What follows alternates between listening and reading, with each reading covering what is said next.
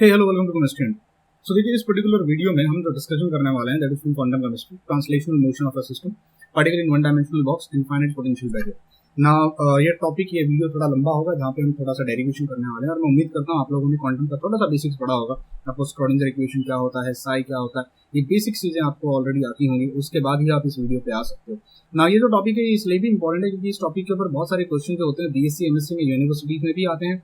बहुत सारे question IIT jam, BHU, DU के जो कॉम्पिटिटिव एग्जाम्स होते हैं, सीएसआईआर नेट और गेट का पेपर होता है ना। यूजुअली मैंने देखा कि बच्चे इस टॉपिक को रट्टा मार लेते हैं बिना इसका फिजिकल सिग्निफिकेंस को समझे, बिना इसका केमिस्ट्री में क्या एप्लीकेशन होता है उसको समझे। Because most of the quantum chemistry, मैं कहूँगा इवन 99% क्वांटम केमिस्ट्री जो होती है वो मैथमेटिकल है। उसको इंटरप्रेट करना और उसका फिजिकल इंटरप्रिटेशन लेना कभी कभी बहुत डिफिकल्ट हो जाता है, और बच्चे उसको कभी कभी यूजुअली हजम नहीं कर पाते, समझ नहीं पाते। हम सिर्फ रट्टा मारते हैं, फॉर्मुलेस को बाय हार्ट करते हैं और उसको मगअप करके रिप्रोड्यूस करने की कोशिश करते हैं। सो इस पर्टिकुलर वीडियो में मैं छोटा सा कोशिश करूंगा, एक अटेम्प्ट करूंगा कि जो भी मैं यहाँ इस वीडियो में पढ़ाऊँ उसका एक फिजिकल सिग्निफिकेंस मैं आपको बताता चलूँ, ताकि हम जो पढ़ रहे हैं उसको हम केमिस्ट्री में कैसे अप्लाई करते हैं वो हम समझ पाएं। सी देखिए, मैं आपको एक रिक्वेस्ट करूंगा, आई डोंट नो कौन इस वीडियो को देख रहा होगा कौन नहीं देख रहा होगा। मेरी तरफ से एक छोटी सी कोशिश है, ना ही मैं कोई बहुत बड़ा साइंटिस्ट हूँ, ना ही मैंने कोई बहुत बड़े बड़े कॉम्पिटिटिव एग्जाम्स को क्वालिफाई कर रखा है, और ना ही मैं कोई रिसर्च साइंटिस्ट हूँ। तो हो सकता है मेरे इस एक्सप्लेनेशन में कहीं कोई मिस्टेक हो जाए या कहीं कोई इंटरप्रिटेशन में प्रॉब्लम हो सकती है। अगर ऐसा कुछ है तो प्लीज आप मुझे कमेंट बॉक्स में कमेंट करके करेक्ट कर सकते हो। मैं उस चीज को कोशिश करूंगा कि उसको सुधारूं, अगर मुझे कहीं पे कोई मिस्टेक, अगर कोई ऑथेंटिक एक जेन्युइन मिस्टेक मुझे अगर लगती है। बट इस पूरे वीडियो में जो भी मैं एक्सप्लेनेशन दूंगा वो एक बहुत क्रूड तरीके से दूंगा। क्रूड तरीके का मतलब होता है जहाँ पे मैं हो सकता है बहुत बार साइंटिफिक ना रहूं, बहुत बार असाइंटिफिक बातें करूं, या हो सकता है कुछ एग्जाम्पल्स में ऐसे लूं जो कि समझने के लिए जरूरी होते हैं, भले वो साइंटिफिक हो या ना हो, बट कभी कभी पिक्चर को क्लियर करने के लिए उनको समझना और उन एग्जाम्पल्स को लेना बहुत जरूरी होता है। ये वीडियो एकदम हाई टेक या एकदम एडवांस लेवल कॉन्सेप्ट्स को एक्सप्लेन नहीं करेगा, ये आपको एक ओवरव्यू देगा कि जो हम पढ़ रहे हैं वो क्या पढ़ रहे हैं और किस तरीके से पढ़ रहे हैं। इसलिए स्टार्ट करते हैं इस वीडियो। हाँ, सबसे पहले आपको ये पता होना चाहिए कि जब आप क्वांटम केमिस्ट्री में जाते हो तो हम वो रूल्स फॉलो नहीं करते जो हम नॉर्मल न्यूटन की फिजिक्स में करते हैं। जैसे मान लीजिए अगर मेरे पास एक पार्टिकल है, अगर मुझे उसका पोटेंशियल एनर्जी लिखना होगा तो पोटेंशियल एनर्जी का जो फॉर्मूला हम न्यूटन फिजिक्स में यूज करते हैं, potential energy is given by mgh, right. But यहाँ पे हम पोटेंशियल एनर्जी का जो फॉर्मूला यूज करते हैं क्वांटम में, हम उसको मेजर किसी तरीके से करते हैं और उसको हम डिनोट करते हैं v के साथ। v रिप्रेजेंट करता है पोटेंशियल एनर्जी। अब वो पोटेंशियल एनर्जी x एक्सेस में, y एक्सेस में, z एक्सेस में कहीं पर भी हो सकती है। मान लीजिए अगर मेरा पार्टिकल यहाँ है, अगर वो मान लीजिए इस तरीके से इस एक्सेस में या यहाँ पर या इस एक्सेस में घूम रहा होगा, तो अलग अलग एक्सेस पे उसकी अलग अलग पोटेंशियल एनर्जी हो सकती है। x एक्सेस में हम उसको vx लिखेंगे, y एक्सेस में हम उसको vy लिख सकते हैं, we can write it as vy, और अगर वो z एक्सेस में घूम रहा होगा तो हम उसको vz लिखेंगे। तो पर अगर एक पार्टिकल 3 डायमेंशनल मोशन करता है, 3 डायमेंशनल मोशन कर रहा है तो x axis, y axis, z axis में हर जगह जाता है, तो हम उसको ओवरऑल v लिख देते हैं। v रिप्रेजेंट करता है vx plus vy plus vz, जिसको कहा जाता है total potential energy, total potential energy. ठीक है, इस चीज को याद रखना। कैसे कैलकुलेट करते हैं पोटेंशियल एनर्जी को, फिलहाल अपना नन ऑफ आवर बिजनेस, हमको उसमें नहीं घुसना है। फिलहाल हमें ये पता करना है कि पोटेंशियल एनर्जी को इस तरीके से मेजर किया जाता है और ये उसका इक्वेशन होता है। सिमिलरली काइनेटिक एनर्जी का भी आपने वेरिएबल्स के बारे में अगर पढ़ा हो कि क्वांटम के जो वेरिएबल्स होते हैं जो हम यूज करते हैं वो डिफरेंट होते हैं, तो काइनेटिक एनर्जी को रिप्रेजेंट करने का जो फॉर्मूला होता है -h²/8π² इंटू m रिप्रेजेंट करता है मास। जिस पार्टिकल की आप काइनेटिक एनर्जी निकाल रहे हो उसका मास क्या है, h ऑब्वियसली प्लैंक्स कांस्टेंट होता है, डाबा/डाबा²। ये जो आप चीज देखोगे इसको ग्रेडियंट कहा जाता है। बहुत सारी जगहों पे देखोगे change with respect to x, कोई चीज अगर x एक्सेस में वक्त के डिस्टेंस के साथ अगर बदल रही होती है हम उसे ग्रेडियंट कहते हैं। तो डाबा²/डाबा(x²) रिप्रेजेंट करता है चेंज। क्या रिप्रेजेंट करता है, वो भी चेंज मैग्नीफाइड तरीके से आप कह सकते हो, चेंज का भी चेंज। अगर कोई चीज चेंज हो रही है उसमें कितना चेंज आ रहा है उसको हम रिप्रेजेंट करते हैं। अब यहाँ पर h²/4π को हम रिप्रेजेंट करते हैं h क्रॉस के साथ, या h बार का हो, h क्रॉस को। देखो अलग अलग टीचर्स अलग अलग नोटेशंस यूज करते हैं, अलग अलग तरीके से उसे प्रोनाउंस करते हैं, तो प्लीज ग्रामर या इंग्लिश हमारे लिए प्रॉब्लम नहीं होनी चाहिए, कॉन्सेप्ट हमें समझ में आना चाहिए। तो अब यहाँ से अगर मैं h²/4 हटा लूं और π², यहाँ पे π² भी आएगा, अगर 4π² भी हटा लूं यहाँ से तो मेरे पास यहाँ सिर्फ 2 बचेगा और m बचेगा, तो -h क्रॉस स्क्वायर। अब ये h क्रॉस का स्क्वायर हो जाएगा, याद रखना, h क्रॉस स्क्वायर/2m। इसका मतलब ये होता है कि जो h क्रॉस होता है उसको हम लिखते हैं h/2π के साथ, और h/2π हम लोगों ने कहीं ना कहीं तो पढ़ा होगा, है ना। हम लोगों ने इसको बहुत सारी जगहों पे देखा है, अगर आपने एटॉमिक स्ट्रक्चर पढ़ा होगा तो उसमें हम इसको यूज करते हैं। अब अगर h क्रॉस का स्क्वायर कर दूं तो h²/4π² हो जाएगा, उसको हमने यहाँ पे रिप्लेस कर दिया। अब अगर कभी मैं आपसे कहूँ टोटल एनर्जी पता करो किसी सिस्टम की क्या होती है, तो भाई टोटल एनर्जी तो potential energy plus kinetic energy होती है। अब देखो यहाँ पर अगर आप एक चीज को नोटिस करो, हमने सिर्फ एक्स का वेरिएबल लिया है, मतलब हम यहाँ पर भी जो बात कर रहे हैं वो किस में कर रहे हैं, वन डायमेंशन की बात कर रहे हैं, एक्स एक्सेस में बात कर रहे हैं। तो मैं यहाँ पे वी एक्स लगा देता हूँ, ये भी क्या रिप्रेजेंट करता है वन डायमेंशन में, ये भी क्या रिप्रेजेंट करता है वन डायमेंशन में। अब अगर टोटल एनर्जी निकालनी हो तो kinetic energy plus potential energy x axis में। अगर मुझे टोटल एनर्जी निकालनी हो तीनों एक्सेस में, अगर मुझे 3 एक्सेस में x axis y axis z axis, तो मैं कैसे रिप्रेजेंट करूंगा भाई, बड़ा सिंपल सा हो जाएगा, minus H square upon 8 pi square into m, यहाँ पर आ जाएगा डाबा स्क्वायर अपॉन डाबा एक्स स्क्वायर, प्लस यहाँ पे प्लस नहीं लिखता हूँ मैं, माइनस लिख देता हूँ, minus H square upon 8 pi square into m, this will be डाबा स्क्वायर अपॉन डाबा y square minus H square upon 8 pi square m into डाबा स्क्वायर बाय डाबा z square bracket close, plus यहाँ पे आ जाएगा वी एक्स प्लस आ जाएगा वी वाई प्लस आ जाएगा V Z. So this is kinetic energy and this is total potential energy. अब देखो अगर आप इसमें देखो minus H square upon 8 pi square M common चीज है, इसको हम बाहर निकाल लेंगे, तो ब्रैकेट में क्या बच जाएगा, डाबा स्क्वायर अपॉन डाबा एक्स स्क्वायर प्लस आएगा क्योंकि आपने माइनस बाहर निकाल लिया है, तो यहाँ पर आ जाएगा डाबा स्क्वायर अपॉन डाबा वाई स्क्वायर प्लस डाबा स्क्वायर अपॉन डाबा जेड स्क्वायर ब्रैकेट क्लोज। और यहाँ पे मैं इस टोटल को वी के साथ रिप्रेजेंट कर देता हूँ। ये जो आप चीज देख रहे हो ना, ये सारे ग्रेडियंट जो हम लोगों ने एक साथ मिक्स कर दिए हैं, ये सारे जो हमने मिक्स कर दिए हैं, इनको कहा जाता है लैप्लेशियन ऑपरेटर, इसको कहा जाता है लैप्लेशियन ऑपरेटर, जो कि मैथमेटिक्स में पढ़ाया जाता है। फिलहाल आपको इस चीज को याद रखना, ठीक है। बहुत सारे बच्चे इसमें भी डर जाते हैं कि सर ये क्या है। इन सारी चीजों के बारे में जब हम क्वांटम का एकदम कंप्लीट डिटेल्ड कोर्स बनाएंगे तो हम आपको ये सारी चीजें बता देंगे कि बेसिकली ये सब चीजें क्या होती हैं। अब इसको हम लोग रिप्रेजेंट करते हैं इसके साथ, इस सिंबल के साथ। आपने बहुत बार वो ये वाला सिंबल देखा होगा, ये वाला सिंबल देखा होगा जिसको हम कहते हैं डेल्टा। तो इस वाले सिंबल को हम कहते हैं सिर्फ डेल, क्या कहते हैं, सिर्फ डेल। तो मेरा जो फॉर्मूला बनेगा टोटल एनर्जी का, मेरा टोटल एनर्जी का फॉर्मूला बन जाएगा minus H square upon 8 pi square m, और यहाँ पर आ जाएगा डेल स्क्वायर, क्योंकि सब कुछ स्क्वायर्ड है तो यहाँ पर आ जाएगा डेल स्क्वायर। अब ये मैं सिर्फ डेल के साथ रिप्रेजेंट करता हूँ, अगर सिंगल होता तो डेल होता, अगर वो स्क्वायर्ड में है तो यहाँ पर मैं इसको डेल स्क्वायर डाल देता हूँ, प्लस यहाँ पर मेरे पास आ जाएगा potential energy. This is the formula for total energy of a system. तो कल को अगर मुझे क्वांटम केमिस्ट्री में कहीं पर भी अगर टोटल एनर्जी निकालनी हो तो मैं ये वाला फॉर्मूला यूज करूंगा।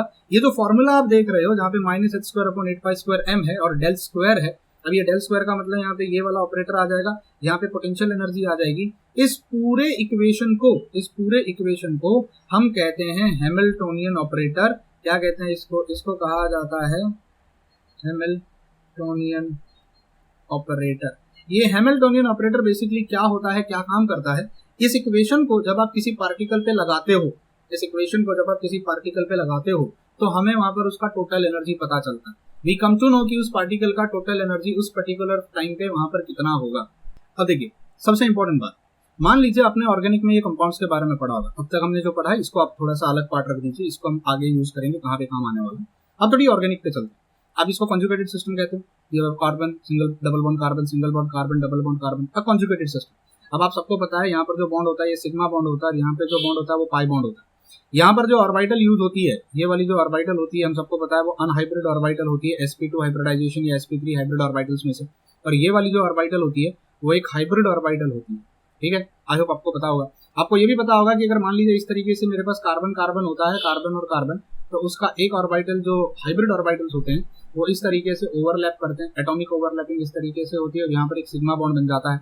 लेकिन कुछ ऑर्बिटल्स होते हैं जो अनहाइब्रिड होते हैं इस तरीके से, these hybrid और अनहाइब्रिड ऑर्बिटल्स ये above the plane and below the plane होते हैं और हम लोगों ने यूजुअली इनको इस तरीके से पाई बॉन्ड के फॉर्म में दिखाया हुआ है। अब मेरा एक क्वेश्चन है, आप अगर इस चीज को ध्यान से देखो, ये जो पाई बॉन्ड बनता है उसमें जो इलेक्ट्रॉन होता है वो अबव द न्यूक्लियस होता है और बिलो द न्यूक्लियस होता है। अगर कल को बॉन्ड बन भी जाता है, अबव द न्यूक्लियस और बिलो द न्यूक्लियस होगा, इन बिटवीन द न्यूक्लियस नहीं होगा। इससे मुझे इतना समझ में आ गया कि जो पाई ओवरलैपिंग होगी या जो पाई बॉन्ड बनेगा वो एक वीक बॉन्ड बनेगा, और जो ये सिग्मा बॉन्ड बनता है, ये जो सिग्मा बॉन्ड बनता है ये काफी स्ट्रॉन्ग बॉन्ड बनता है। मैं इसको कह सकता हूँ इट्स अ स्ट्रॉन्ग बॉन्ड। ये एक बात हो गई।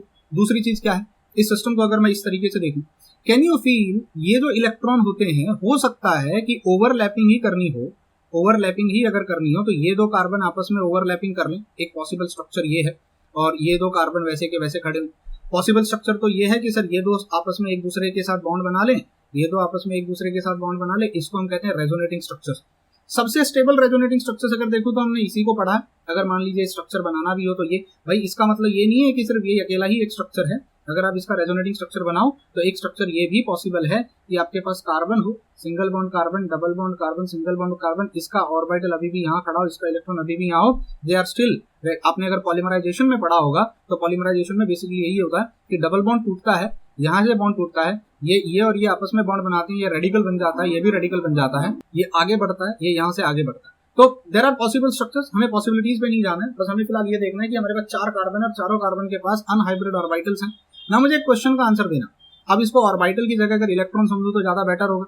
मुझे एक क्वेश्चन का आंसर देना कि अगर मान लीजिए मेरा एक एटम है और उस एटम के पास एक न्यूक्लियस है और उस न्यूक्लियस में एक इलेक्ट्रॉन प्रेजेंट है और एक इलेक्ट्रॉन उस न्यूक्लियस से बाहर की तरफ प्रेजेंट है, मुझे बताना कौन से इलेक्ट्रॉन की एनर्जी बहुत ज्यादा होगी, किस इलेक्ट्रॉन में एनर्जी बढ़ जाएगी, इस वाले इलेक्ट्रॉन की एनर्जी बढ़ जाए। मैं काइनेटिक एनर्जी की बात नहीं कर रहा, मैं पोटेंशियल एनर्जी की बात कर रहा हूँ।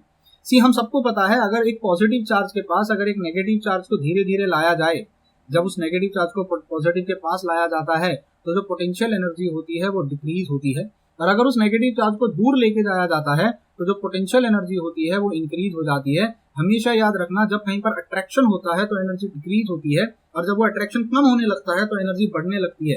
डोंट यू फील, अगर ये जो इलेक्ट्रॉन यहाँ मैंने रिप्रेजेंट किया है, ये जब तक इस कार्बन के पास होगा, जब तक इन कार्बन के पास होगा, मतलब वो न्यूक्लियस में हाइब्रिड है, अनहाइब्रिड है, पाई है, सिग्मा है, फर्क नहीं पड़ता, पर जब तक वो उस कार्बन के साथ अटैच्ड है, will you agree with me कि उसकी पोटेंशियल एनर्जी बहुत मिनिमम होगी। यानी ये जो इलेक्ट्रॉन आप देख रहे हो यहाँ पर, इसकी पोटेंशियल एनर्जी जो होगी मिनिमम होगी। मैं जीरो नहीं कह सकता, हर एक इलेक्ट्रॉन की पोटेंशियल एनर्जी जब तक वो इलेक्ट्रॉन उस न्यूक्लियस से दूर है, क्योंकि न्यूक्लियस से दूर है अभी भी, वो न्यूक्लियस में आके समा नहीं गया है, it will have some potential energy. लेकिन अगर मैं इस इलेक्ट्रॉन की बात करूं जो फ्री इलेक्ट्रॉन अगर वो हो जाए, डोंट यू फील उसकी इलेक्ट्रॉन की जो एनर्जी हो जाएगी वो मैक्सिमम पोटेंशियल एनर्जी हो जाएगी। यहाँ पर वो करीब आएगा, पोटेंशियल एनर्जी घटेगी, वो दूर जाएगा, पोटेंशियल एनर्जी बढ़ेगी। अब इसी सिचुएशन को, इसी चीज को अगर मुझे डायग्रामेटिकली रिप्रेजेंट करना होता, मान लीजिए ये वाई एक्सेस बनाता हूँ जो एनर्जी रिप्रेजेंट करता है, ये पोटेंशियल एनर्जी रिप्रेजेंट करता है, ठीक है, एंड यहाँ पर मैं बनाता हूँ एक्स एक्सेस, ये एक्स एक्सेस हो गई, ये मेरा पहला कार्बन है, मान लेते हैं ये मेरा पहला कार्बन है, ये मेरा दूसरा कार्बन है, ये मेरा तीसरा कार्बन है और ये मेरा चौथा कार्बन है। इस हर कार्बन के पास एक अनहाइब्रिड इलेक्ट्रॉन इस तरीके से प्रेजेंट है, ये अनहाइब्रिड इलेक्ट्रॉन है जो इस तरीके से प्रेजेंट है। मैं इन कार्बन्स को इरेज कर देता हूँ, ठीक है, थोड़ा समझना, सिर्फ आपको ये बेसिक फिजिकल सिग्निफिकेंस एक बार आप समझ लो तो आपको सारी चीजें क्लियर हो जाएंगी। अब मुझे एक बात बताओ, जैसे ही तुम इस इलेक्ट्रॉन को इस न्यूक्लियस से निकालने की कोशिश करोगे, यानी डिस्टेंस बढ़ाने की कोशिश करोगे, हम इलेक्ट्रॉन के डिस्टेंस की बात कर रहे हैं, जैसे ही तुम, जैसे चलो इस डायग्राम को भी यहां से हटाते हैं, ऐसे बात करते हैं, जब तक ये इलेक्ट्रॉन्स इस डिस्टेंस से लेके इस डिस्टेंस के बीच में रहेंगे, इस डिस्टेंस से लेके इस डिस्टेंस के बीच में रहेंगे, will you agree with me कि उनकी कुछ तो पोटेंशियल एनर्जी होगी। वो पोटेंशियल एनर्जी जीरो नहीं होगी लेकिन कुछ तो होगी, वो कुछ तो पोटेंशियल एनर्जी होगी। अगर ये इलेक्ट्रॉन इससे बाहर निकल के यहाँ पर आ जाए और वो फ्री इलेक्ट्रॉन बन जाए, कोई न्यूक्लियस ना हो और वो इलेक्ट्रॉन आजाद हो जाए, don't you feel potential energy अचानक से बहुत बढ़ जाएगी। हमने अभी थोड़ी देर पहले देखा कि जैसे ही वो न्यूक्लियस के अंदर आके या एटम की रेंज में आके गिरता है, पोटेंशियल एनर्जी कम हो जाती है, लेकिन अगर वो रेंज से बाहर चला जाता है तो पोटेंशियल एनर्जी अचानक से सडनली इंक्रीज हो जाती है। डोंट यू फील, अगर इस कार्बन से ये लेंथ, ये लिमिट है, यहाँ से लेके यहाँ के बीच में अगर इलेक्ट्रॉन रहेगा, यहाँ से यहाँ का मतलब क्या हो गया, इस कार्बन नंबर 1 से लेके कार्बन नंबर 4 के बीच में जब तक वो इलेक्ट्रॉन रहेगा तब तक उसकी एनर्जी कम होगी। उसमें भी वो एनर्जी हमेशा फिक्स नहीं होगी, वो यहाँ होगा तो एनर्जी बढ़ेगी, पर इन दोनों के बीच में चला गया, यहाँ रहेगा तो एनर्जी कम होगी, अगर इन दोनों के बीच में चला जाता है तो एनर्जी थोड़ी सी बढ़ जाती है। मैं समझाने की कोशिश करता हूँ। मान लीजिए ये इलेक्ट्रॉन जो है वो इस कार्बन के पास है, एनर्जी कम है, अगर वो इलेक्ट्रॉन इस कार्बन से थोड़ा दूर जाने लगे, यानी यहाँ बीच में आने लगे, बीच में आना मतलब पाई बॉन्ड फॉर्मेशन रहे बाबा, पाई बॉन्ड बनने लगे, तो डोंट यू फील एनर्जी धीरे धीरे धीरे धीरे धीरे धीरे बढ़ने लगेगी, बढ़ने लगेगी, बढ़ने लगेगी। और जैसे ही वो इलेक्ट्रॉन, ये वाला इलेक्ट्रॉन, मान लीजिए और कोई इलेक्ट्रॉन नहीं है, ये अकेला एक सिंगल इलेक्ट्रॉन, अगर ये इलेक्ट्रॉन जैसे ही यहाँ से चलने लगे चलने लगे चलने लगे और यहाँ आ जाए, जैसे ही वो इस कार्बन के पास आए, डोंट यू फील एनर्जी फिर से डिक्रीज हो जाएगी। फिर जैसे ही वो यहाँ से और आगे बढ़ने लगे, जैसे ही वो और आगे बढ़ने लगे, इस कार्बन की तरफ आने लगे, डोंट यू फील जब वो बीच में होगा तो दोनों कार्बन से, अब आप बोलोगे सर तो बीच में है, पोटेंशियल एनर्जी तो कम होनी चाहिए, दो न्यूक्लियस, अरे पर वो न्यूक्लियस के परपेंडिकुलर है, ऊपर है, वो इन बिटवीन नहीं है, सिग्मा नहीं है, पाई इलेक्ट्रॉन है, डोंट यू फील एनर्जी बढ़ेगी बढ़ेगी बढ़ेगी बढ़ेगी बढ़ेगी और फिर से कम हो जाएगी, यहाँ तक हो गया। अगर मान लीजिए इलेक्ट्रॉन अब यहाँ से चल के तीसरे से चौथे कार्बन की तरफ जाने लगे, डोंट यू फील फिर से सेम डायग्राम दिखेगा। मतलब मैं यूं कह सकता हूं, जब तक वो इलेक्ट्रॉन इस कार्बन से इस कार्बन के बीच में रहेगा, या तो उसकी एनर्जी इतनी होगी या तो उसकी एनर्जी इतनी होगी। अब इतनी एनर्जी होना, इसको अगर मैं ऐसे इस डायग्राम पे बनाऊं इस तरीके से, ऐसे इतनी एनर्जी होना मतलब वो एटम के पास है, और बीच में इतनी एनर्जी होना मतलब वो दोनों एटम के बीच में आ गया है और अब वो वहां चला गया।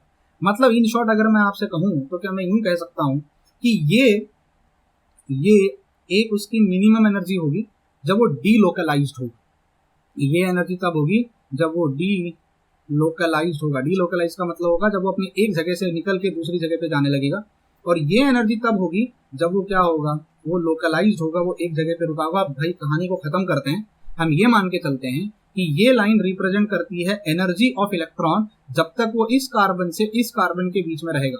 लेकिन जैसे ही वो इस कार्बन को छोड़ के निकल जाए, इलेक्ट्रॉन अगर इस कार्बन से भी बाहर चला जाए तो उसकी पोटेंशियल एनर्जी जो होगी वो सडनली इंक्रीज हो जाएगी, सडनली बढ़ जाएगी।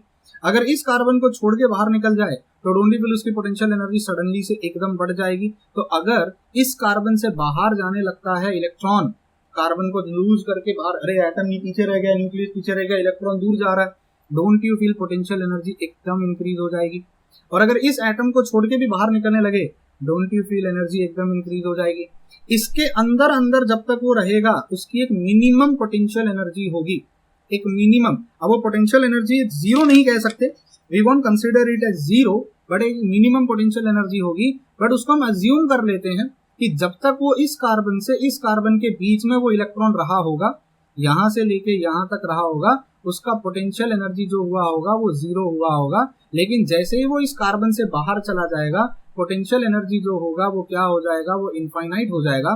जैसे ही वो इस कार्बन से बाहर होगा, पोटेंशियल एनर्जी जो होगा वो फिर से क्या हो जाएगा, वो इनफाइनाइट होगा। सिचुएशन को मैं ऐसे बना सकता हूं कि कार्बन है, सिंगल बॉन्ड कार्बन के साथ, सिंगल बॉन्ड कार्बन के साथ, सिंगल बॉन्ड कार्बन के साथ, एक इलेक्ट्रॉन जो है वो यहाँ प्रेजेंट है और एक इलेक्ट्रॉन जो है वो यहाँ प्रेजेंट है। इन दोनों इलेक्ट्रॉन्स में फर्क क्या है पता है? इसकी पोटेंशियल एनर्जी जो होगी, मैं उसको V के साथ रिप्रेजेंट करता हूँ, वो इनफाइनाइट होगी, और इसकी पोटेंशियल एनर्जी जो होगी जिसको मैं V के साथ रिप्रेजेंट करता हूँ वो जीरो होगी। क्यों? क्योंकि वो उस न्यूक्लियस के करीब आ चुका है और ये न्यूक्लियस के बाहर है। डोंट यू फील ऐसी सिचुएशन लग रही है कि अगर मैं एटम के करीब आ जाता हूँ तो सडनली पोटेंशियल एनर्जी गिर जाती है, और जब तक मैं एटम से दूर होता हूँ मेरी पोटेंशियल एनर्जी बहुत हाई होती है। एक तरीके का वेल बन गया। What do you mean by well?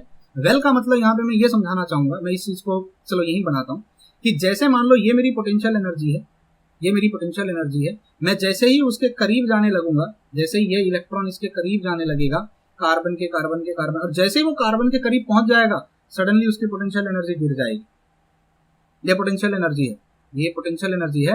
जहां पर आपने पोटेंशियल एनर्जी को यहाँ क्या लिखा, इनफाइनाइट, और जैसे ही वो कार्बन के अंदर घुस गया वो पाई इलेक्ट्रॉन बन जाता है, वो अब बाउंडेड इलेक्ट्रॉन हो जाता है, उसकी पोटेंशियल एनर्जी गिर जाती है और एकदम कम हो जाती है। अब यहां से लेके यहां तक, यहां से लेके यहां तक अगर वो इलेक्ट्रॉन घूमेगा उसकी पोटेंशियल एनर्जी ऑलमोस्ट सेम रहेगी। इवन दो सेम नहीं होती, इवन दो वो सेम नहीं होती, हमने यहाँ पर देखा सेम नहीं होती, थोड़ी कम थोड़ी ज्यादा, थोड़ी कम थोड़ी ज्यादा, थोड़ी कम थोड़ी ज्यादा, फिर हम ओवरऑल एवरेज निकाल के कह देते हैं कि ऑलमोस्ट सेम रहेगी। पर जैसे ही वो अब इस कार्बन तक पहुंचेगा, जैसे ही वो इस कार्बन तक पहुंचेगा उसकी एनर्जी जीरो रहेगी। लेकिन अगर वो इस कार्बन को छोड़ के फ्री होने की कोशिश करेगा, फिर से फ्री होने की कोशिश करेगा, तो फिर से उसकी पोटेंशियल एनर्जी एकदम इंक्रीज हो जाएगी और फिर से बढ़ जाएगी। इसके बाद अब वो जहां जहां आगे जाएगा उसकी पोटेंशियल एनर्जी फिर से कितनी होगी, इनफाइनाइट होगी, और यहाँ पर हमने उसकी पोटेंशियल एनर्जी को कितना मान लिया है, जीरो। ये फंडा होता है वन डायमेंशनल ट्रांसलेशनल मोशन का या वन डायमेंशनल पोटेंशियल वेल का। भाई ये पोटेंशियल वेल क्या होता है, ये बहुत सारे बच्चे तो अक्सर समझ ही नहीं पाते। क्या है ये पोटेंशियल वेल? क्यों हम ये डायग्राम कहाँ से आया भाई? ये वेल क्यों बोलते हैं इसको? इसीलिए इसको पोटेंशियल वेल बोलते हैं। अब ऐसे इमेजिन कर लो, आप न्यूक्लियस हो और मैं फ्री इलेक्ट्रॉन हूँ, और आप जैसे चार लोग बैठे हुए हैं, ठीक है, आप जैसे चार लोग बैठे हुए हैं, मैं फ्री इलेक्ट्रॉन अकड़ में खड़ा हुआ, मेरी पोटेंशियल एनर्जी बहुत ज्यादा है। सडनली जैसे मैं तुम्हारे पास आया, तुम्हारे पास आया, तुम्हारे पास आया, सडनली जैसे मैं तुम्हारे पास आया, मेरी पोटेंशियल एनर्जी धड़ाम से गिर गई। अब चारों लोगों तक मैं रहूंगा, चार लोगों के पास रहूंगा, उनके बीच में अगर मैं घूमता रहूंगा तो मेरी पोटेंशियल एनर्जी बहुत कम होगी, जीरो नहीं होती, हम एज्यूम करते हैं वो जीरो है, ठीक है, अज्यूम कर लेते क्या फर्क पड़ता है, बहुत ही नेग्लिजिबल होती है पोटेंशियल एनर्जी, वैसे तो कुछ होती है, हम जीरो मान लेते हैं। इन कंपैरेटिव टू इनफाइनाइट वो जीरो ही हो जाती है। जब तक मैं उन चार लोगों के बीच में घूमूंगा मेरी पोटेंशियल एनर्जी जीरो होगी, और जैसे ही मैं चौथे इंसान को छोड़ के आगे बढ़ने की कोशिश करूंगा मेरी सडनली फिर से पोटेंशियल एनर्जी बढ़ जाएगी। ऐसा नहीं लग रहा है खड्डे जैसा हो गया? इसी को हम कहते हैं पोटेंशियल वेल। क्या कहते हैं इसको? इसी को हम कहते हैं पोटेंशियल वेल। WEL होता है ना, ये WEEL होता है। ठीक है, अगर पोटेंशियल एनर्जी का फंडा समझ में आया, अब हमने क्यों ये जो स्टार्टिंग में पढ़ा, क्या जरूरत था भाई? जरूरत था। अब जो इलेक्ट्रॉन यहाँ घूम रहा होगा क्या उसमें सिर्फ पोटेंशियल एनर्जी ही होगी क्या? उसकी काइनेटिक एनर्जी भी तो होगी। पोटेंशियल एनर्जी तो हमने समझ में आया, देखो पोटेंशियल एनर्जी पोजीशन पे डिपेंड करती है, पोजीशन पे। काइनेटिक एनर्जी मोशन पे डिपेंड करती है। अब पोटेंशियल एनर्जी कितनी होगी डिपेंड करता है इलेक्ट्रॉन कहाँ है, न्यूक्लियस एटम के अंदर है कि उस मॉलिक्यूल से बाहर की तरफ है। इसीलिए कहा जाता है इलेक्ट्रॉन को आयोनाइज करने में बहुत एनर्जी लगती है, और जब तक इलेक्ट्रॉन सिस्टम के अंदर होता है वो लो एनर्जी का होता है। अब यहाँ पर हम मान लेते हैं ये जीरो है, और यहाँ पर हम मान लेते हैं ये लेंथ L है। इस जीरो से L के बीच में यानी इस मॉलिक्यूल का मॉलिक्यूलर लेंथ, वो मॉलिक्यूल कितना बड़ा है, जब तक वो उस मॉलिक्यूल के बीच में इलेक्ट्रॉन घूमता रहेगा उसकी पोटेंशियल एनर्जी कम होगी। जस्ट लाइक जब तक बच्चा अपने माँ बाप के आसपास है वो स्टेबल होता है, जैसे ही माँ बाप से बिछड़ के अलग हो जाता है या तो माँ से या बाप से बिछड़ के अलग होता है, सडनली वो डरना स्टार्ट कर देता है। डर is potential energy. I hope आपको ये लॉजिक समझ में आया ना। हमको करना क्या है, सी हमको इतना तो समझ में आ गया कि ये जो डायग्राम हमने बनाया है ये बहुत कीमती है हमारे लिए। इस डायग्राम को मैं फिर से यहाँ पे रिप्रेजेंट कर देता हूँ कि this is how it will look like.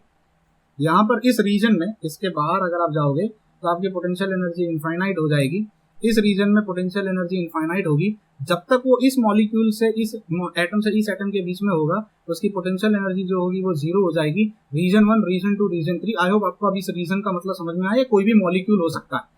Physics वाले उसे वेल की तरह पढ़ते हैं, केमिस्ट्री वालों को मैंने एप्लीकेशन बता दिया है कि आप कहाँ इसको अप्लाई कर सकते हो, कैसे इसको समझ सकते हो। ठीक है, this is just an application for you people to understand. अब सही हम सबको पता है कि अगर मुझे पोटेंशियल एनर्जी देखनी है वो मॉलिक्यूल यहाँ पर है। पोटेंशियल एनर्जी टाइम पे डिपेंड नहीं करती, पोटेंशियल एनर्जी डिपेंड करती है पोजीशन पे। हमारे पास स्क्रॉडिंजर के दो इक्वेशन होते हैं, time dependent equation, time independent equation. हम यहाँ पे टाइम इंडिपेंडेंट इक्वेशन यूज करते हैं। अगर आपने स्क्रॉडिंजर का टाइम इंडिपेंडेंट इक्वेशन यूज किया हो तो जो हैमिल्टोनियन है वो हम साई पे लगाएंगे। इससे मेरा फॉर्मूला निकल के आता है एनर्जी इनटू साई। सी मैं थोड़ा नोट्स रेफर कर रहा हूँ क्योंकि डेरिवेशन बहुत लंबा है और मैं नहीं चाहता कहीं पे कोई मिस्टेक हो जाए, तो I am just referring my own handwritten notes, इसमें से मैं आपको पढ़ा रहा हूँ, तो कहीं कुछ गलती हो उसको अवॉइड करने के लिए। फिर भी हो सकती है, गुंजाइश है, गलती हो सकती है, बोल नहीं सकते। ठीक है, तो ये हमारे पास एक इक्वेशन होता है, सबसे फेमस इक्वेशन है, इसको कहा जाता है स्क्रॉडिंजर टाइम इंडिपेंडेंट इक्वेशन। अब देखो हमको पता है एच क्या होता है, हैमिल्टोनियन ऑपरेटर। हैमिल्टोनियन ऑपरेटर को जब आप इस साई पे लगाते हो, what do you mean by Sai? Sai को हम कहते हैं वेव फंक्शन। क्या कहते हैं इसको?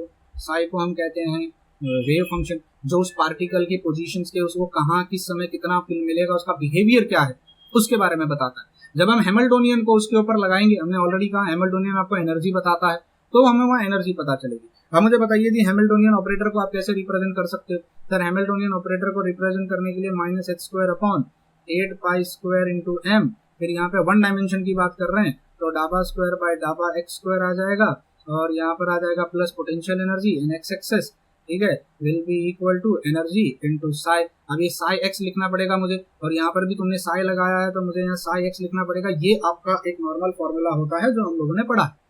अब सी मुझे एक बात बताओ, अगर हम इनको अलग अलग इक्वेशंस पे अप्लाई करें अलग अलग जगह पे, रीजन 1, रीजन 2, रीजन 3, आप देखो एक रीजन में पोटेंशियल एनर्जी इन्फिनिटी है। मैं यहाँ पे सब्स्टिट्यूट करता हूँ, मान लीजिए अगर मैं लिखता हूँ रीजन 1 एंड ये रीजन नंबर 1 है, ये रीजन नंबर 3 है, और ये रीजन नंबर 2 है। रीजन 1, 2, 3 का मतलब समझा? न्यूक्लियस से बाहर और मॉलिक्यूल के अंदर। जस्ट लाइक मॉलिक्यूल के अंदर यहाँ से लेके यहाँ तक वो रीजन 2 कहलाएगा जब वो उस मॉलिक्यूल के अंदर होता है। इसके बाहर हुआ मतलब मॉलिक्यूल को छोड़ के चला गया है, इसके बाहर हुआ मतलब वो अभी भी मॉलिक्यूल से बाहर जा चुका है। आई होप आपको ये लॉजिक क्लियर हुआ। तो मुझे एक बात बताइए, रीजन 1 एंड रीजन 3 में आप अगर एक चीज बताओ, पोटेंशियल एनर्जी तो इनफाइनाइट है।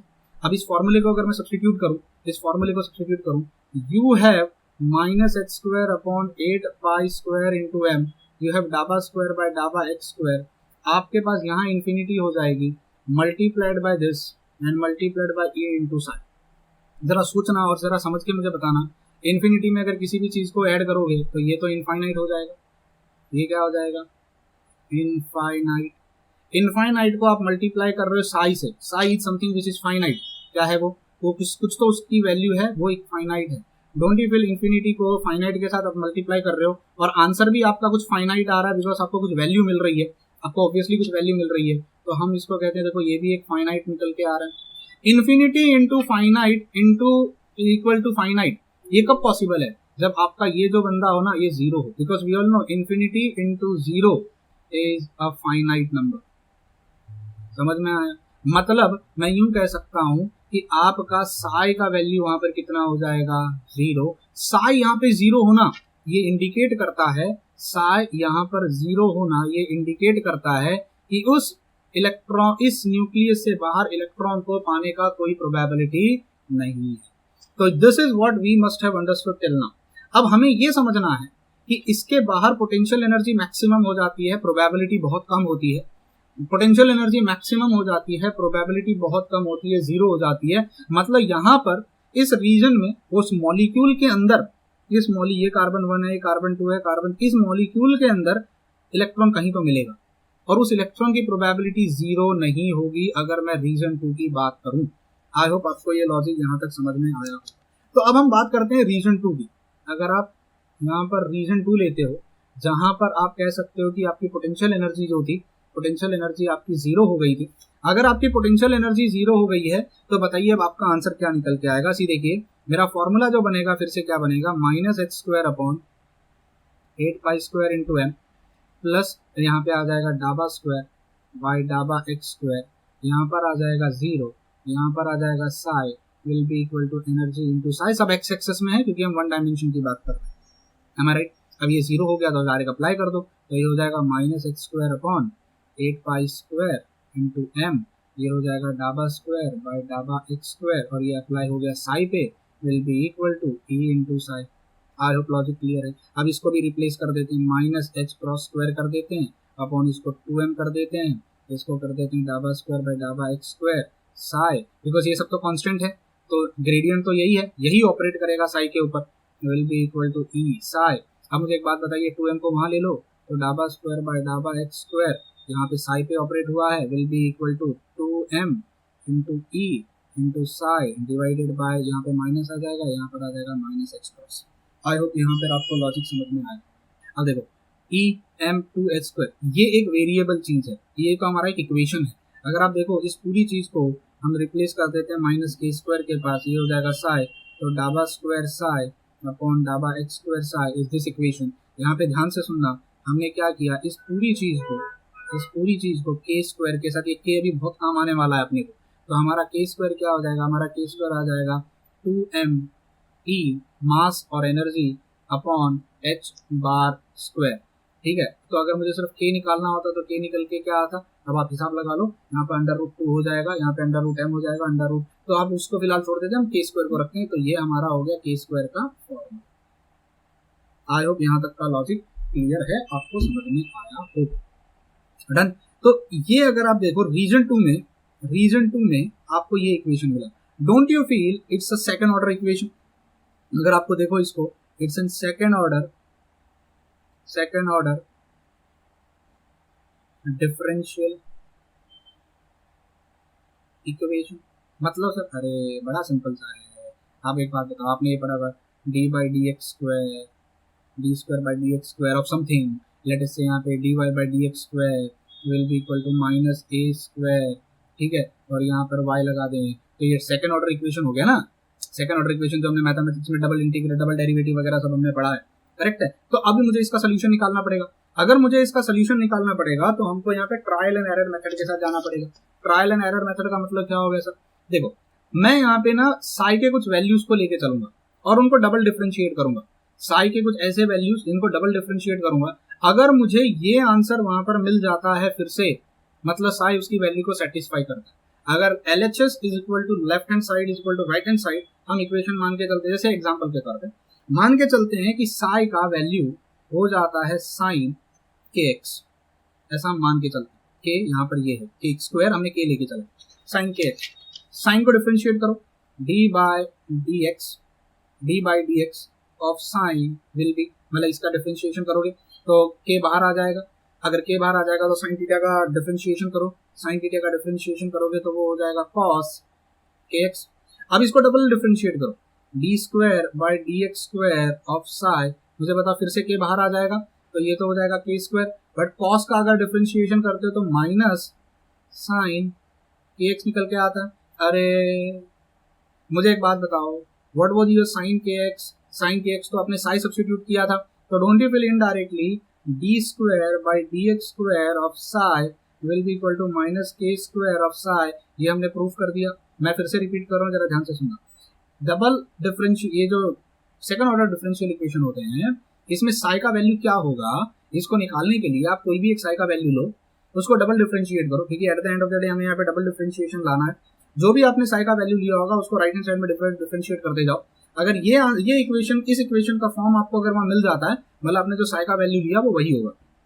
आपने साई का वैल्यू साइन के एक्स रखा, डिफरेंशिएट किया, के बाहर आया, आई होप इंटीग्रल डेरिवेटिव का ये रूल पता होगा, कॉस के एक्स हो जाएगा। डबल डिफरेंशिएट करो, D square by d x square Sai करो, माइनस बाहर आ जाएगा, के बाहर आ जाएगा, के स्क्वायर माइनस क्यों है, क्योंकि कॉस का आप डिफरेंशिएशन कर रहे हो, तो साइन के एक्स हो जाएगा। बट मुझे एक बात बता, what is sine k x? भाई साइन के एक्स तो आपने साई मान के चला था ना, ये तो आपने मान, उसी का आपने डबल डिफरेंशिएट, तो इस इक्वेशन का। सिमिलरली अगर आप साई की वैल्यू को, आप अगर कॉस के एक्स लेके चलते, तो don't you feel D psi by d x करो सबसे पहले, तो के बाहर आएगा और माइनस के साथ आएगा और ये हो जाएगा साइन के एक्स।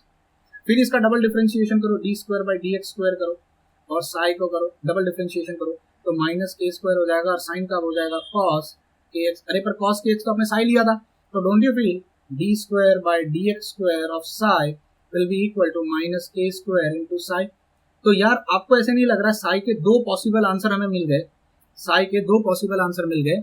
या तो साई जो आपका हो सकता है, या तो जो साई का आंसर हो सकता है, या तो वो हो सकता है साइन के एक्स, या तो साई का जो आंसर हो सकता है वो हो सकता है कॉस के एक्स। मतलब इस इक्वेशन का अगर आप आंसर निकालते हो, सॉल्व करते हो, तो दो आंसर निकल के आते हैं, या तो साइन के एक्स या तो कॉस के एक्स। तो हम यहाँ पे मेथड यूज करते हैं लीनियर कॉम्बिनेशन।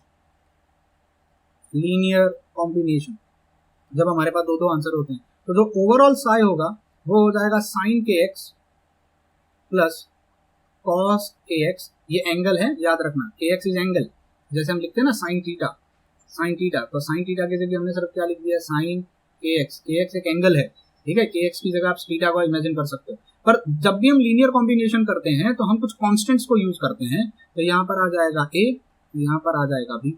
अब प्रॉब्लम फिर से होगी, पहले तो हमने साइन निकाला, हमको इतना तो पता चल गया था कि इस रीजन में साई का कुछ तो वैल्यू होगा, इस रीजन में साई का वैल्यू 0 हो गया, क्योंकि वहाँ पोटेंशियल एनर्जी इनफाइनाइट थी, यहाँ पे पोटेंशियल एनर्जी 0 थी, तो साई का कुछ तो वैल्यू होगा, psi will not be equal to 0, not लगाना भूल गया, ठीक है, यहाँ इक्वल टू 0। हमने साई का वैल्यू इवेल्युएट किया, इवेल्युएट करने के बाद हमने देखा कि वो तो सेकंड ऑर्डर डिफरेंशियल आ गया। फिर हमने उसका साई का दो पॉसिबल आंसर्स निकाला, ट्रायल एंड एरर मेथड से हमने देखा कि दो पॉसिबल, एक साइन एक्स और एक कॉस एक्स ट्रिग्नोमेट्रिक इक्वेशन हम सब्स्टिट्यूट कर सकते हैं, दोनों का लीनियर कॉम्बिनेशन किया तो आंसर ये निकल के आया। अब इन दोनों को अगर मुझे ए और बी को इवेल्युएट करना पड़ेगा, तो एक काम करते हैं, कंडीशंस लेके चलते हैं।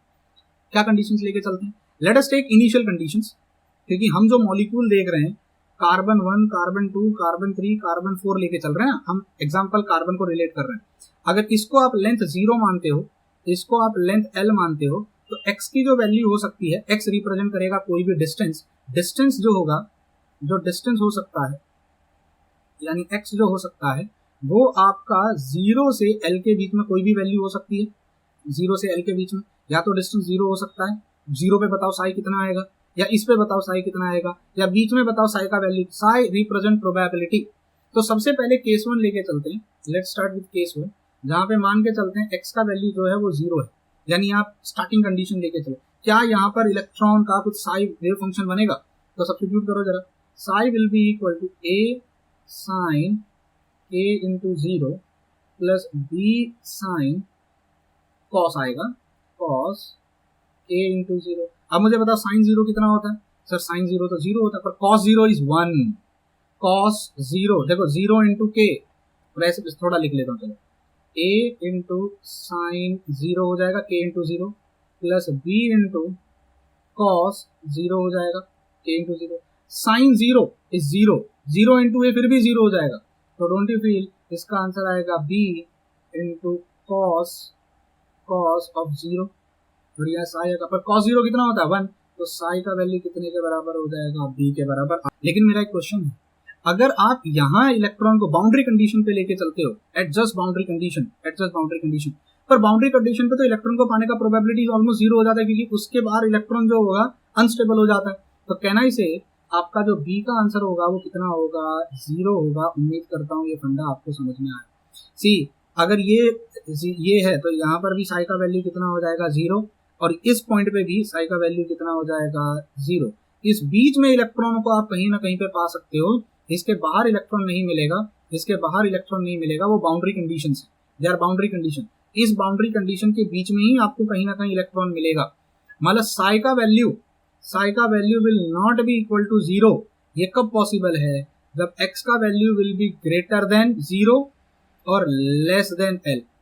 जीरो से बड़ा होना चाहिए, एल से छोटा होना चाहिए, उन्हीं कंडीशन के बीच में आपको कहीं ना कहीं इलेक्ट्रॉन मिलेगा। मतलब यहां अगर इलेक्ट्रॉन को ढूंढोगे, इलेक्ट्रॉन का प्रोबेबिलिटी जीरो हो जाता है, यहां ढूंढोगे इलेक्ट्रॉन का प्रोबेबिलिटी जीरो हो जाता है, इसके बीच में कहीं ना कहीं आपको इलेक्ट्रॉन मिलता हुआ दिखाई देगा, क्योंकि वो बाउंड्री कंडीशंस हैं। उसके बाहर पोटेंशियल एनर्जी इनफाइनाइट हो जाती है,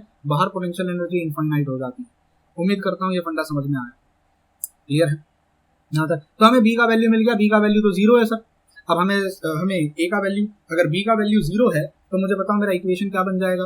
तो मेरा इक्वेशन बन जाएगा psi will be equal to A sine k x plus zero into cos k x, because हमने बी का वैल्यू इवेलुएट कर लिया। अब बी का वैल्यू इवेलुएट यहाँ से करूँ, बी का वैल्यू या यहाँ से करूँ, आंसर तो सेम ही आएगा, क्योंकि दोनों जगह पे आप अगर देखोगे साई का वैल्यू जीरो है, तो बी का वैल्यू हमें जीरो मिल गया।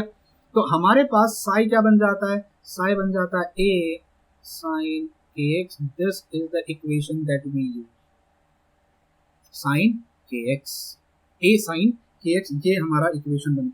अच्छा मान लेते हैं अगर यहाँ पर हमने केस वन में एल का वैल्यू जो है, एक्स का वैल्यू जीरो लिया, केस टू अगर हम यहाँ लेते,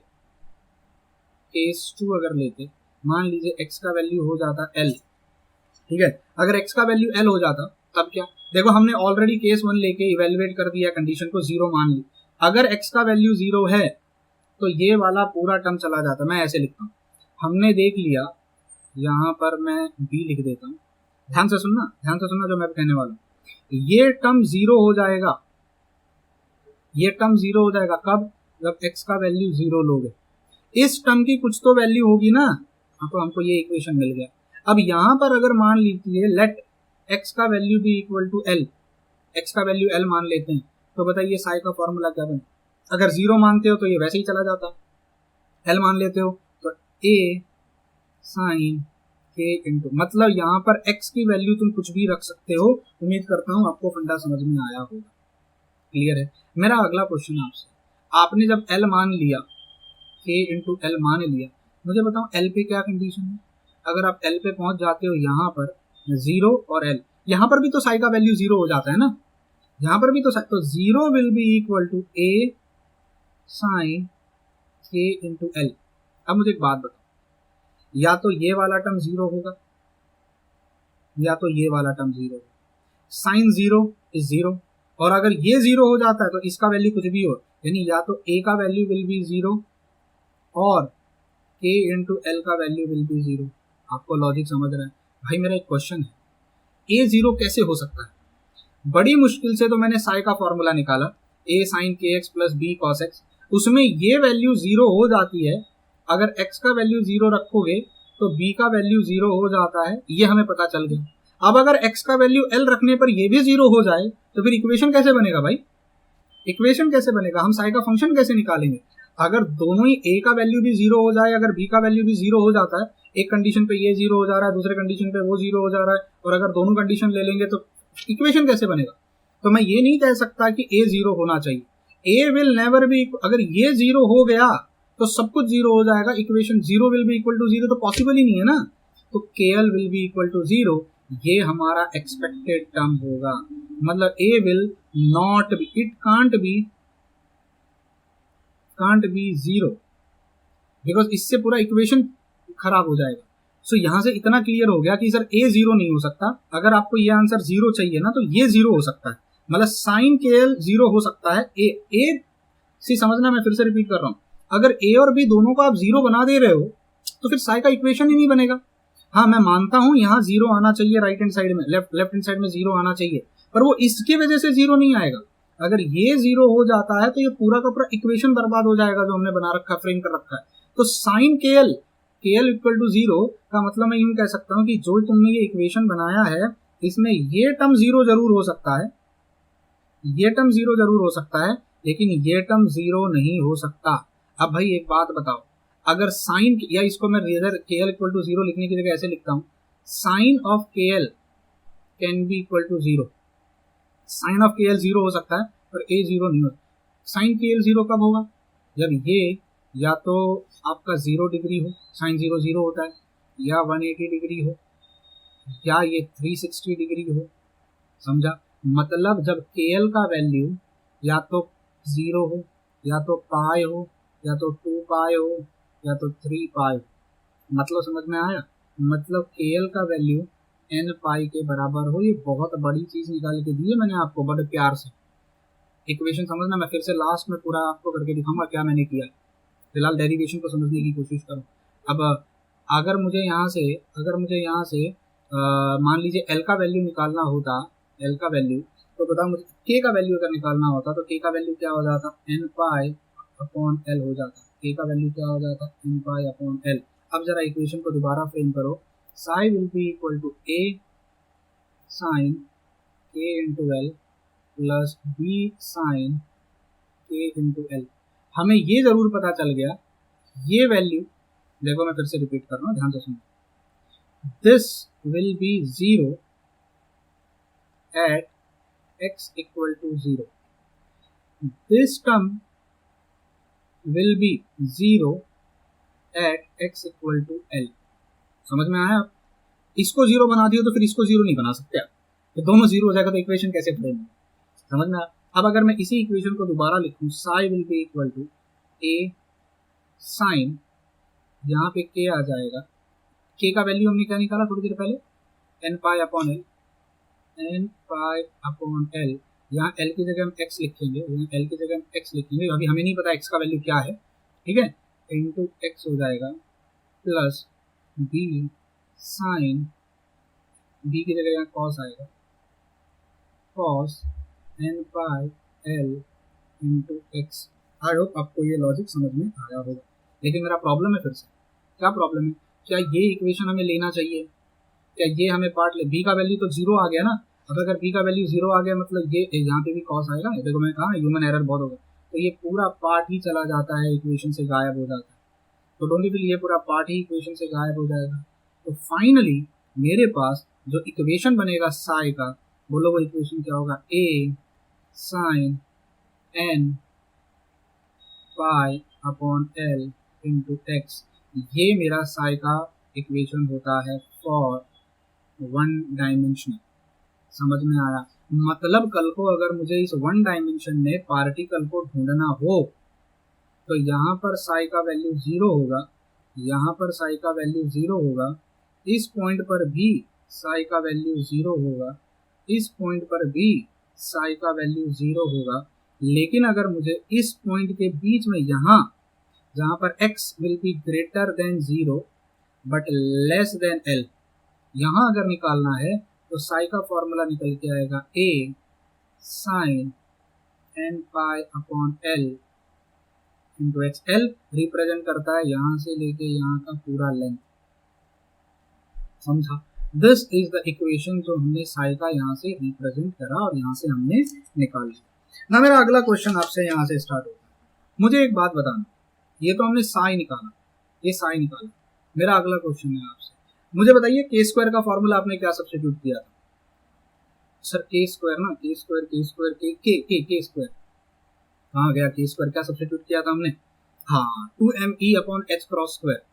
तो 2me upon H cross square ये हमने सब्स्टिट्यूट किया था। एम आई राइट? अगर मैं यहाँ से एनर्जी निकालूँ तो एनर्जी का फॉर्मूला क्या बनेगा? के square into H cross square upon 2m। Right? अब मुझे एक बात बताओ, ये आपने एनर्जी का फॉर्मूला निकाला।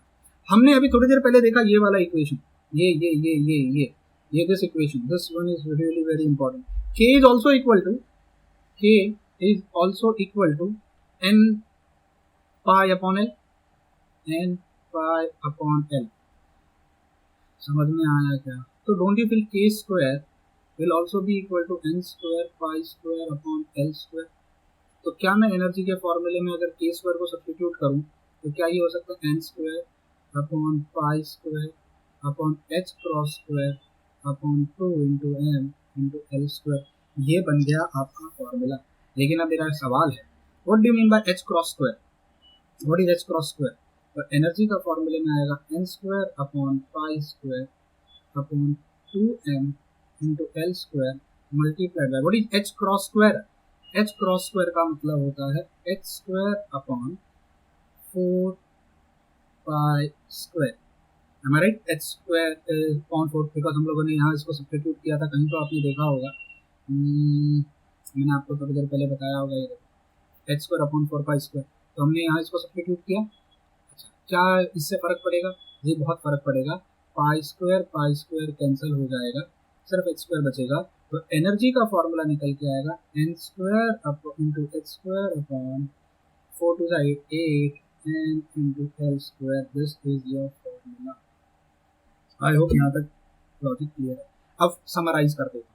अगर आप one dimensional particle in one dimension की बात करोगे, particle in one dimensional box, जिसको हम कहते हैं पोटेंशियल वेल, तो आपका जो डायग्राम बनेगा, पहले तो डायग्राम को समझो। Carbon bond carbon bond carbon bond carbon. आपको समझा मैंने क्या बनाया? इस तरीके से, और यहाँ पर ऐसे, यहाँ पर ऐसे। इस रीजन में जैसे ही आप इससे, ये आपका लिमिट है, ये आपका लिमिट है। यहाँ पर इस रीजन पे अगर आप देखो, x का वैल्यू 0, x रिप्रेजेंट करता है कोई भी लेंथ। इस रीजन पे अगर आप देखो, इस रीजन पे x का value will be equal to L, psi का वैल्यू विल बी 0, साई का वैल्यू विल बी 0। यहाँ पर potential energy will B 0, potential energy will B 0। यहाँ बीच में पोटेंशियल एनर्जी विल बी 0। यहाँ पे potential energy will be equal to infinite, potential energy will be equal to infinite. Psi will be equal to 0, psi will be equal to 0 and psi will not be equal to 0। Logic समझ में आया? अच्छा, साई का formula क्या बनेगा? अगर आप साई का फॉर्मूला देखते हो, साई का फॉर्मूला अगर आपने सब्स्टिट्यूट किया हो तो निकल के आया था a sine kx plus b cos kx। पर वहां हमने देखा कि b का आंसर तो 0 आता है, तो हमारे पास साई का फॉर्मूला सिर्फ क्या बनेगा? a sine kx। तो what is a sine kx? Basically अगर आप साई को रिप्रेजेंट करते हो तो ये हो जाएगा a sine, what is k? n pi upon l into x। ये आपका साई का फॉर्मूला बन गया। समझ में आया क्या? व्हाट इज साई का फॉर्मूला? a। अब यहाँ पे a क्या है? हमने सर सब जगह देखो b का वैल्यू निकाला, a का वैल्यू हमने अब तक रिप्रेजेंट नहीं किया। a का वैल्यू क्या है? तो मैं आपको ना ये बता देता हूँ a का वैल्यू। a के वैल्यू के लिए थोड़ा सा मैं डेरिवेशन करना पड़ेगा, बट हम उस डेरिवेशन के पार्ट पे जाना नहीं चाहते। a का वैल्यू आपको मैं दे देता हूँ, आप इसको याद रखना। a का जो वैल्यू था यहाँ पे, a का वैल्यू चलो मैं यहाँ लिख देता हूँ। a का वैल्यू हो जाएगा under root of 2 into L sine n pi upon l into x. अब ये रूट 2 बाई एल कैसे आया? ये भी अपने आप में एक बड़ा डेरिवेशन है छोटा सा, इसको हम बाद में करेंगे। पर उम्मीद करता हूँ इससे आपको ये समझ में आया। इसको कहीं ड्रॉ करके रख लेना, ये बहुत इंपॉर्टेंट। अब इसका अगला एप्लीकेशन है, रुको जरा, ठंडा रखो, खत्म नहीं हुआ है अभी तक। इसका एप्लीकेशन है, this is one part of the video. अगले वीडियो में मिलेंगे जहाँ इसको कंटिन्यू करूंगा और मैं आपको बताऊंगा ये जो हमने फॉर्मूला निकाला, यहाँ पे हम लोगों ने एक और फॉर्मूला निकाला। अगर आपको याद हो, हमने यहाँ एनर्जी का फॉर्मूला निकाला। एनर्जी का फॉर्मूला क्या निकल गया? n square h square upon 8 pi square 8 ml